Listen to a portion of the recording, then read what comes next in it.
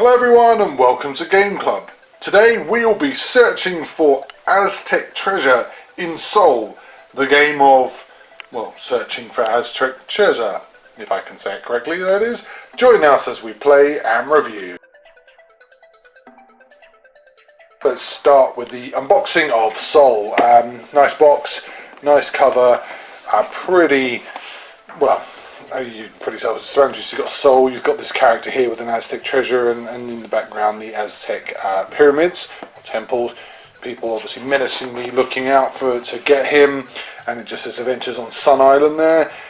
10 plus, 2 to 8 players, 45 minutes or thereabouts. Very good indeed. So we open up the box and we'll just pop it open, and we have the how to build the island instructions. Very good. And distribution of the island. Okay, fair enough. We've got your instruction booklet. We've got our island pieces here. Very nice island piece there as well. And then we've got a whole assortment of tokens, cards, coins, and more bits of the island, which is very useful indeed. So there's some good stuff. There's quite a lot of stuff actually compared to what I've seen before, which is always good. Okay, anyway, join us now as we will play and then review Sol.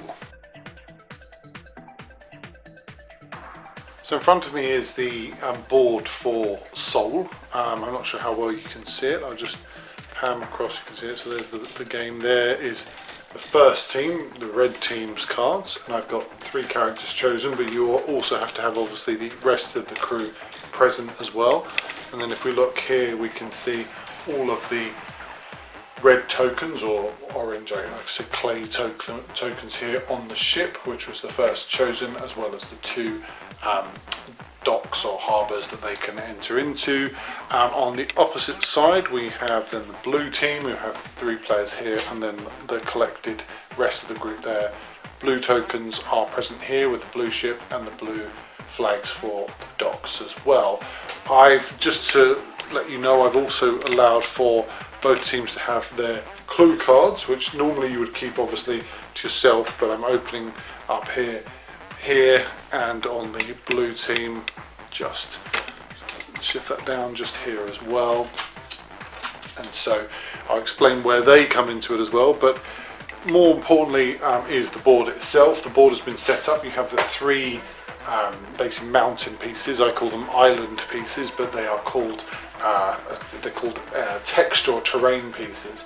And effectively what you do is you place them on there.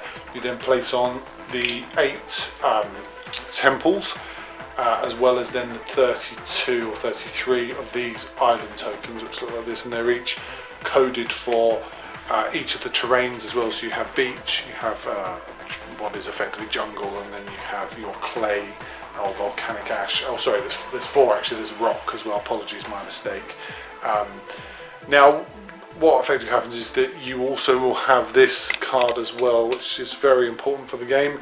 This is the treasure card, and there is the sun god statue, and then of course you have your little locations. When you find particular items here, you place them here, and then you place a clue card next. And I'll put this clue card set here, because this is where you'll be putting your clue cards as you play. I'll just move the board up slightly, probably so you can get a better view. Let me just move up as well. I'll see if I can get actually a better view. Well, there you go, there's a slightly better view of the board itself, and it's just so you can see how it's laid out. Effectively what you do is you shuffle these up and then randomly disperse them across the board itself. You will then choose a starting player. I've decided it's going to be orange because I'm going to walk through one whole round of the game just to show you. Now you will have your player cards, it's best to keep them close by. I'm going to start as Donna Bella because it's easiest to show you how she works. The only things to note here before you begin is obviously that you've got your clue cards shuffled and 2 to each team. You have the correct dice for the team, so this is the clay dice and this is the blue dice. And then the other thing to note as well is that you have your right character cards here, because for instance I'm setting this up for a 3 versus 3 game, so I've got 3 character cards here, which I'll just move the box so you can probably see those a lot better. There's those 3 there, and you want to just see, as you look on the character cards here, you've got your movement, your fight and your search. So that's very important. The other important thing to note is that there are two versions of the card. So you have here your bog standard card, and then you have your advanced player card, and these are for when you get tokens or items from the board. You place it there, that way then you'll know, and I'll go through that as we play. Now this is randomly set up, so hopefully we should be okay. Right, we're going to start with our Donabella, and she has 3 moves. Now it costs 1 move to move from the ship itself to the dock, so that's 1 move there. Second move is onto this section of the island here, and then what I'm going to do is I'm going to use my search, my single search, to turn this over, and we'll find what we get. Oh, that's very good indeed. That is a piece, or so that's actually a temple statue. I think it's called in the booklet it says that is called they call it a token, but it's actually, character finds a token. I think that it's probably more politely described as a medallion of the sun. So the first one you get, you don't have to basically spend anything on. You effectively keep it, but you will need to put it into the board itself here, just so that people will know there's one on there. And I'll just show you, I'll just move the camera back a bit so you can see that. So that's it here, and it's been entered onto the board here. Now as you can see, there's 8 of them, and effectively once all 8 have been found, then basically you can then find the statue of the sun god, which is what everyone's looking for, and it's the wonderful sort of treasure on the island. Now what I have noted is that you will not use, or have to use, one of the clue cards on your first one, but the clue cards, where the clues are, is they need to match up to just the bottom here. You've got your singular clues, so you've got your coloured tokens, you've got your ladder and your 4 ladders, and then you've got square eye and then a round circular with an eye type thing there as well. Now we'll just move, so she's now moved, and she can move again if she wishes, but she won't be able to search, so I'll move her 1 more to here, and that ends her go. Now what you do is every player has to play before your competitor plays, so I will then go on to El Mariachi, the guitar player. Interesting, also a very good Robert Rodriguez film. El Mariachi will move 3, so he'll go 1, 2 and 3, and he will use his search, hopefully won't have to fight, and flip it over, and there we are. So he's now got an additional walking token. He doesn't have to reveal this to the opposition, so when he turns over he doesn't have to reveal it. He can just place it here on his card there, and he can use that to move an additional, so he can move 4 instead of 3 this turn, or any other turn he wishes to do, so he won't do now. Then we will go to La Rocca. La Rocca is only got 2 movements, so he'll go 1 and 2 and stop there, and that will end the round. Now there are the people who will play all of these characters, which makes perfect sense, and the booklet itself suggests that you take on all of these.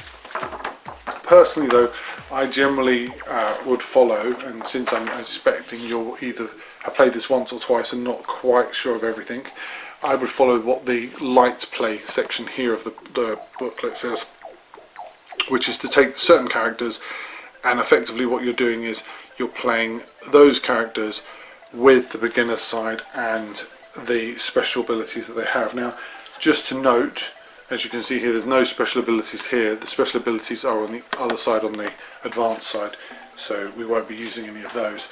Now let's flip over to our opposite number. I'll just move the camera a little bit, and I'll move the board as well.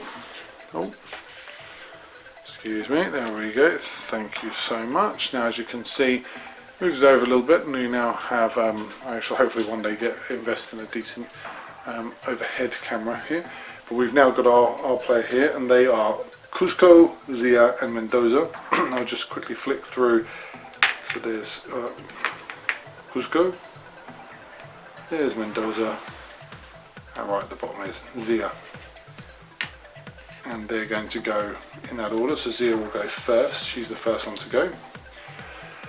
So with Zia again, what you're doing is you're choosing 2 locations. Now I'm going to show you the other side. So basically what happens is when you move, she'll move here, spending her first.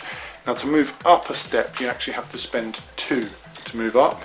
You don't have to spend 2 to move down, it's 1, but it's 2 to move up, and that's every level. So if you had to move from here to here, which is a gradient, and I don't know if you can see that, I'll just zoom in a bit just to show you. Let's see if we can zoom in a bit. Yep, there we go, and we'll just move across there. So if you can see, this is a gradient from here, the dock up, and then up a bit more, there's a gradient to this hill there. So effectively you'd have to pay 2 more to go up there as well. Now she's going to search here. She'll take this token, and the token is a foot, so she can move an additional 1. I don't know if you can see that yet, just about, that's fine.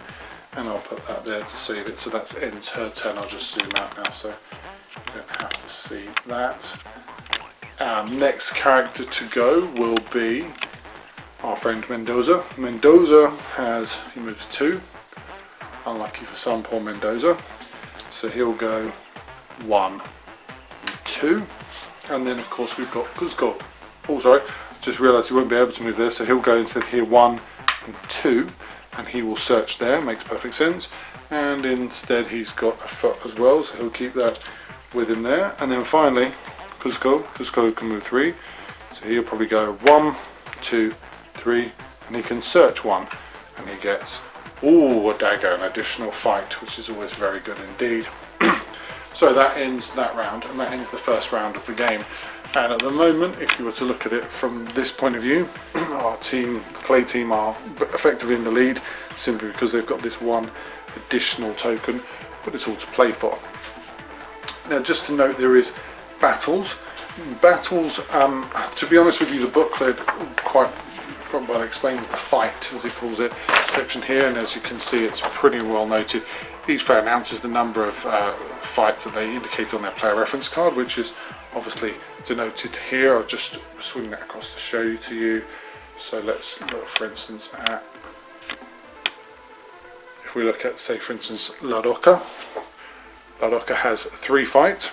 So for instance, and if he went up against, I don't know, Zia, who has 2, Zia can obviously use, like we've seen when we saw Mendoza, when we saw Cuzco, you can actually add to that as well. And the attacker discards as many tokens as they want from their inventory, then the defending character does the same. Each player throws their team's die. The fight value of each character equals the total number of swords that they obtain. The character with the highest total wins. It's as simple as that. So effectively, if we did, let's just do a Cuzco versus Ladoka. Cuzco's going to use his 3 against 3. So then Ladoka will roll, and he rolls 2, which you probably can't see there. And Cuzco rolls a 4. Well done, Cuzco. So Cuzco beats Ladoka. Ladoka would effectively, token would turn over, and he becomes injured, and effectively is out of the game. When I say effectively out of the game, it's not actually out of the game, because as you'll see in the section where it mentions about players who are injured, and it does have the injured characters. So injured characters in the advanced game is far more sort of damaging for them. They can't benefit from the special abilities. They cannot enter a square where there is a valid opponent. They do not trigger a fight if the opponent reaches the square that they occupy. They begin their turn on the square occupied by a valid opponent. Their first action must be to leave that square immediately. So that's quite useful. You can also take from them treasure if you wish, which is useful as well. So you can pinch whatever special token they've got, and also you can effectively pinch the statue, which is the one thing that you're trying to get and trying to win for. And that's it. There's the game in a nutshell.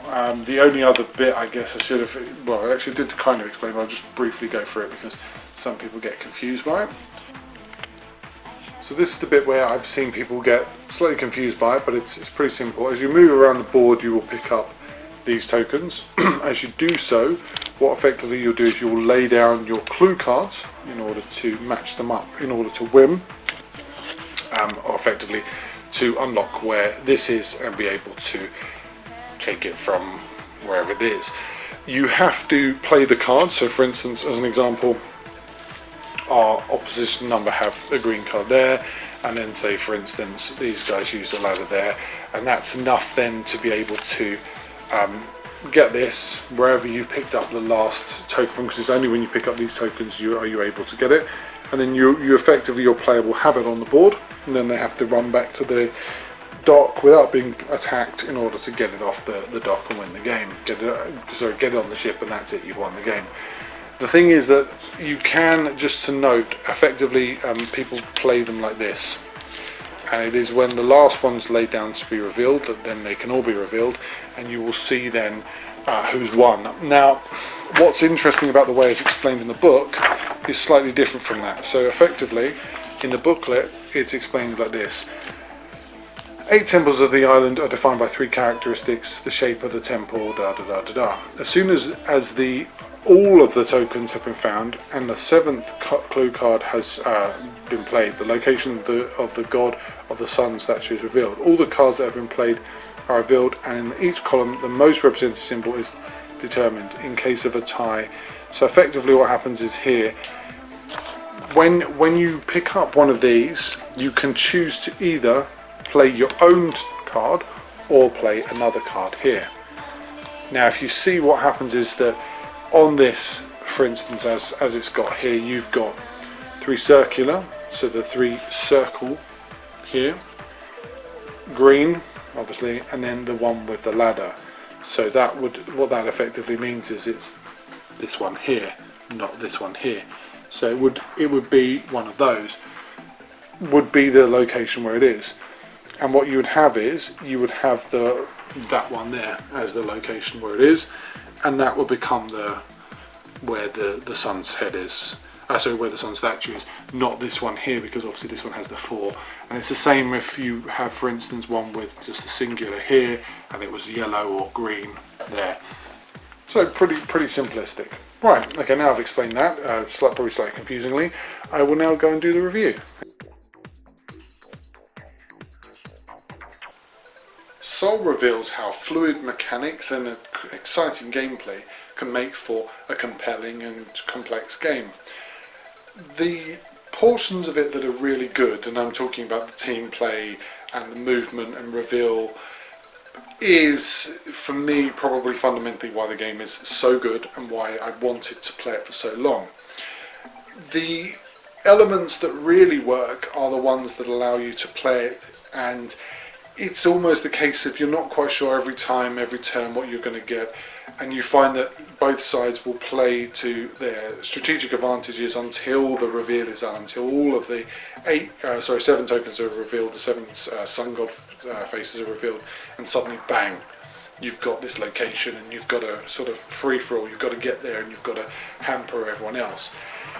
The issues with the game, and there isn't much in the way of issues if I'm honest, is that I think that the reveal is slightly clunky, but to be fair, I don't generally dislike it. I just think it can be hampered by the fact that it can benefit one person a lot more than benefit someone else, especially if, say, for instance, someone is using more players or more characters and they've sort of diffused across the board. But then the logic, I guess, the game's arguing is that you'll be fighting each other, so you've got to play to your strengths and try to make sure that you're not strategically vulnerable. Overall, the game is just absolutely brilliant, and I think the booklet should be commended for the fact that it's well written, simple and streamlined, so they've got to the point very quickly and they've told you what you need to know. It may be heavy on pieces, but I generally don't dislike that. I think that's fine. It may be slightly clumsy on the fact that the character cards are too many and sometimes you have to play as all characters, which I generally would dispense with that personally. I think that you can do. I've read on Board Game Geek, people have suggested that, in fact, actually just play it with, say, 4 characters instead of the whole 7 on each side, because it makes it a bit too sort of cumbersome. But overall, the game is brilliant. I would probably say that if you like adventure games that are more sort of diffuse and allow for more play that's a bit more dynamic, this is for you. The only other thing to note, 10 plus, 100%, I actually think the game could be probably suitable for 8-year-olds. The 2 to 8 players, I probably would say 6 is best.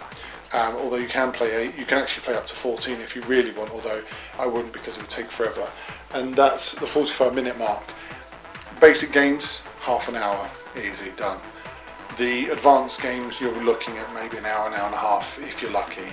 So overall, Sol, brilliant game. Please, if you can get it, get it. Oh yeah, sorry, I'm Simon and this is Game Club and that's Sol, and yeah, yada yada yada. Thank you.